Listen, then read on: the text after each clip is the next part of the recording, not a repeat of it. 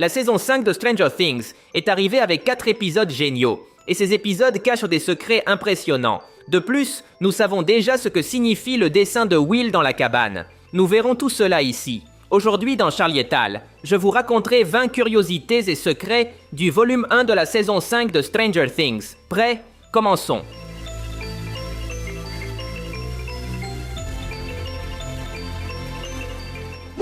Vers la fin, Hopper a failli se sacrifier pour éliminer Vecna. Pour y parvenir, il utilise un gilet rempli de bombes. Ce qui est intéressant, c'est que cela ne lui est pas venu à l'esprit sur le moment. Il l'avait toujours prévu. Avant la mission, Hopper a eu une conversation avec Joyce et a promis que s'il voyait Vecna, il ne l'attaquerait pas. Quelques instants plus tard, nous voyons qu'il ouvre un compartiment secret dans le mur. Et voici le gilet avec des bombes. Hopper a secrètement utilisé ce gilet à chaque mission, dans l'intention d'éliminer Vecna lui-même. Il n'a jamais voulu qu'Eleven arrive dans l'Upside Down. Son plan était de détruire Vecna avant qu'elle ne dépasse le record dans le camp d'entraînement. Quand Holly est dans la maison de Henry, elle essaie quelques robes. Je veux que nous regardions particulièrement celle-ci, car c'est la même que portait Alice Krill, la sœur de Henry. Nous avons pu la voir dans les souvenirs de Henry dans la saison 4. Comme vous pouvez le remarquer, les deux robes sont identiques. Est-ce que Henry a enlevé Holly parce qu'elle lui rappelle sa sœur décédée? Quand Robin et Will parlent à l'hôpital, elle dit à Will que sa coupe de cheveux est assez moche. À cela, Will répond qu'il sait que cette coupe n'est plus vraiment à la mode. C'est une référence aux critiques de nombreux fans. Depuis longtemps, un groupe important de personnes demande que la coupe de cheveux de Noah Schnapp soit changée. Depuis la saison 4, elle ne lui allait plus bien. Quand Hopper est blessé, Eleven guérit sa plaie. Elle dit que Max lui a appris à le faire il y a longtemps. C'est une référence à la saison 3. Dans l'épisode 7, Eleven a été blessée à la cheville. Max a guéri sa jambe, et ce souvenir est très puissant pour Eleven. L'épisode 1 commence par un aperçu du passé de Will. Nous pouvons voir ce qui lui est arrivé lorsqu'il a été enlevé dans la saison 1. Bien sûr, ces scènes sont totalement nouvelles, et la version de Will que nous voyons a été créée avec des CGI. Pour y parvenir, la production a utilisé un nouvel enfant comme acteur et a placé sur lui le visage rajeuni du Will adulte. Dans cette photo, nous pouvons bien voir l'acteur à côté de Noah Schnapp. Quand Max nous raconte le passé de Henry, nous pouvons voir à l'école une jeune Joyce Wheeler distribuant des tracts. Et le jeune homme qui reçoit le tract porte le nom de famille Harrington. C'est clairement le père de Steve lorsqu'il était jeune. Ils s'énervent mutuellement, et c'est curieux, car leurs enfants répéteront ce schéma. Steve comme Jonathan ne se supportent pas. Le tract distribué par la jeune Joyce nous parle d'une pièce de théâtre scolaire, interprétée par Henry Krill. Ici, nous pouvons aussi voir les noms de plusieurs personnages connus. Voici James Hopper et Joyce Maldonado. Mais il y a aussi Karen Childress. C'est le nom de jeune fille de la mère de Mike. Près d'elle se trouve Ted Wheeler, qui sera son mari dans le futur. Par ici, il y a Alan Munson. Dans le canon, c'est le père d'Eddie Munson. Et pour finir, il y a Patty Newby, qui est la sœur de Bob, le petit ami de Joyce décédé dans la saison 2. Je dois expliquer quelque chose à propos de Patty Newby. Dans le canon officiel, elle a été le grand amour de Henry Krill. Il y a quelque temps, une pièce de théâtre intitulée Stranger Things The First Shadow a été présentée à Londres. On y racontait la jeunesse de Henry au lycée. Cette pièce est considérée comme canonique. C'est là que Henry a rencontré Patty Newby et en est tombé amoureux. Mais sous l'influence du flagelleur mental, Henry a failli l'éliminer. Cet événement a été traumatisant pour Henry et sera sûrement mentionné dans le volume 2.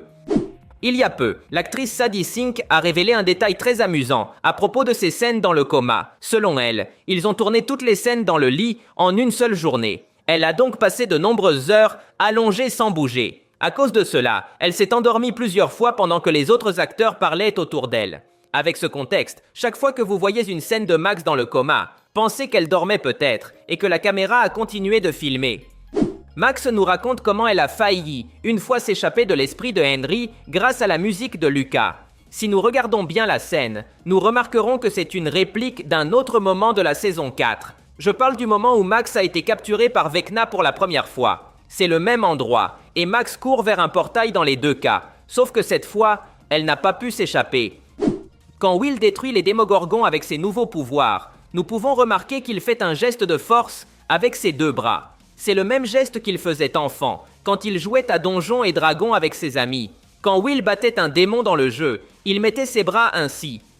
Robin se rend compte que Joyce sous-estime beaucoup trop Will. Alors pour lui échapper, elle l'emmène sous le prétexte de réparer quelque chose appelé le condensateur de flux. Bien sûr, c'était un mensonge. Le condensateur de flux est une création du Dr Brown dans la légendaire saga Retour vers le futur. Cet outil permet les voyages dans le temps.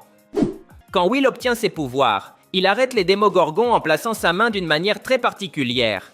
C'est le même geste que fait Vecna lorsqu'il utilise ses pouvoirs. Regardez la position de sa main. Cela nous reconfirme simplement que Will a éveillé des pouvoirs identiques à ceux de Vecna. Dans le chapitre 3, Joyce se lamente de l'enlèvement de Will. Elle dit la phrase « Quelle sorte de mère ne va pas prendre soin de son fils de 11 ans ?» Ce détail est une erreur, parce que Will Byers a disparu quand il avait 12 ans. Je pourrais vous montrer des données, comme sa date de naissance et calculer les mois. Mais pour ne pas nous compliquer la vie, je vous montre le flyer qu'ils ont distribué dans la saison 1 quand Will s'est perdu. Ici, il est très clairement indiqué qu'il avait 12 ans lorsqu'il a disparu. Dans cette saison, Eleven nous a surpris avec sa nouvelle capacité à voler. Cela semble être une référence, au moment où le Dr Brenner l'a aidé à récupérer ses pouvoirs dans la saison 4. Ici, il a dit la phrase « Tu es venu à moi brisé, et tu as réappris à marcher. Mais si tu veux en arrêter un, tu devras faire plus que marcher, tu devras faire plus que courir, tu devras voler. » Bien sûr, Brenner parlait de manière métaphorique, mais Eleven a vraiment appris à voler. Nous avons tous adoré le retour de Kali. Dans des interviews, on a demandé aux frères Duffer pourquoi ils l'avaient ramené. Ils ont répondu que la raison principale était qu'ils voulaient que les fans sentent qu'aucune intrigue n'était restée inachevée. C'est-à-dire, ils voulaient que nous voyions que tout dans la série finissait par s'emboîter d'une manière ou d'une autre. Numéro 8 était un personnage oublié, qui se sentait incomplet. Ils ne pouvaient pas la laisser oublier. Grâce aux vidéos des coulisses, nous pouvons voir comment ils ont filmé la scène de la tour, entre Jonathan et Steve. Comme nous pouvons le constater, la tour n'a évidemment jamais été en grande hauteur, et l'arrière-plan n'est qu'un mur bleu pour simuler le ciel. Dans cette vidéo, nous pouvons voir comment les deux acteurs imitent virilement une scène du Titanic. Nous avons tous été surpris par le personnage de Derek. Ce garçon charismatique est interprété par Jake Connelly. Le plus intéressant est que récemment, les frères Duffer ont expliqué d'où il venait. Le petit n'a jamais participé à aucune série, ni aucun film. Son seul travail professionnel a été une publicité pour un magasin de meubles. Il n'a aucune expérience au cinéma, mais avec le rôle de Derek, de nombreuses portes s'ouvriront sûrement pour lui. Que signifie le dessin que Will a fait dans la cabane? Il existe de nombreuses théories à ce sujet, mais la plus populaire est qu'il s'agit d'un trou de verre. Dans le chapitre 3, le professeur Clark nous parle des trous de verre et de la façon dont ils permettent de voyager vers d'autres galaxies, ou même d'autres époques. Le dessin sur le tableau ressemble curieusement à celui que Will a fait. Avec ce contexte, de nombreux fans théorisent que le véritable plan de Vecna est de créer un trou de verre pour atteindre un lieu inconnu du temps ou de l'espace, ou peut-être amener quelque chose qui est très loin. La théorie du point précédent devient encore plus forte parce qu'ils ont récemment révélé les noms des prochains épisodes du volume 2, et le chapitre 7 sera intitulé « Le pont ». Cela ne peut pas être une coïncidence. Si nous assemblons les pièces, nous pouvons comprendre que Vecna veut créer un pont vers quelque chose ou vers quelqu'un. Beaucoup théorisent donc qu'il pourrait s'agir du véritable leader de la dimension X, quelque chose qui est au-dessus de Vecna et du flagelleur mental.